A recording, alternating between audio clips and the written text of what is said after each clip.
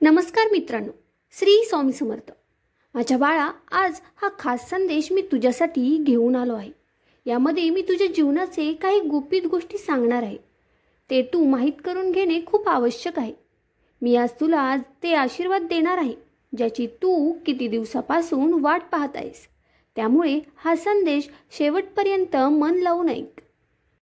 आजच्या पुण्य दिवशी मी तुला माझा आशीर्वाद प्रदान करण्यासाठी येथे आलो आहे.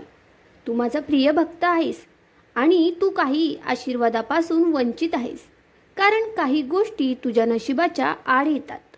माझ्या मुला, तुझ्या कठोर वागण्याने काही लोक त्रासले आहेत. ती गुप्तपणे तुमचा हेवा करतात आणि तुम्ही बदलत आहात असे त्यांना वाटते. ते म्हणत आहेत की तुम्ही अहंकारी झाले आहात. ते तुमच्याबद्दल हजारो शंका घेत आहेत आणि तुमच्याबद्दल हजारो गोष्टी बोलत आहेत आणि तुमच्यावर हजारो टीका करत आहेत. असे असूनही त्यांचे अंतःकरण दुःखाने भरलेले आहे. माझ्या मुला, जे स्वतःला शहाणी समजतात ते तुमच्याबद्दल असाच विचार करतात. तुम्हाला सर्वांशी बोलणे, मनमोकळेपणाने जगणे आवडते, पण लोकांची कारस्थाने तुम्हाला बदलून टाकले आहे. तुम्ही एका गोष्टीचा विचार केला आहे का? तुम्ही ज्याच्यासाठी स्वतःचा अस्तित्व, स्वतःचा आनंद लपवत आहात, तुम्ही त्यांच्यासाठी एवढे महत्त्वाचे आहात का? मग त्यांच्यासाठी तुम्ही तुमचा आनंद, तुमचा उत्साह, तुमचा मोकळेपणा का लपवून ठेवता? जर त्यांना तुमची चिंता नाही तर तुम्ही स्वतः तुमची चिंता करा. स्वतःची काळजी घ्या, आनंदी राहा, हसत राहा, दिलखुलासपणे जगा. कधी कोणाचे वाईट करू नका, कुणाचे मन दुखवू नका. कर्म करत नित्य माझे नामस्मरण करत जा. पण सर्व काही आनंदाने, कारण तुझ्यासाठी सर्वात जास्त काळजी घेणारा तू स्वतः आहेस आणि मी आहे. आपल्या दोघांशिवाय या जगात कुणाचेही अस्तित्व नाही. मी तुझे सर्व संघर्ष पाहिले आहेत, तुझे दुःख, यातना पाहिले आहेत. तू माझ्याकडे जी रोज प्रार्थना करतोस ती पूर्णत्वास येणार आहे.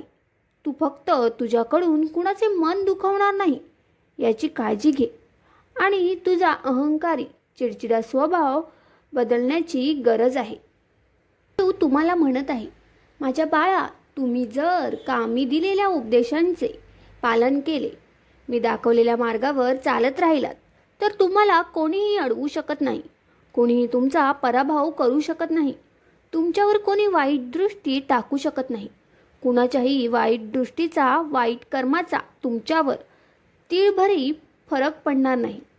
मी येथे फक्त तुमच्या आईसारखं सांभाळ करण्यासाठी आहे. माझं प्रेम तुमच्यावरचे निस्वार्थ आहे.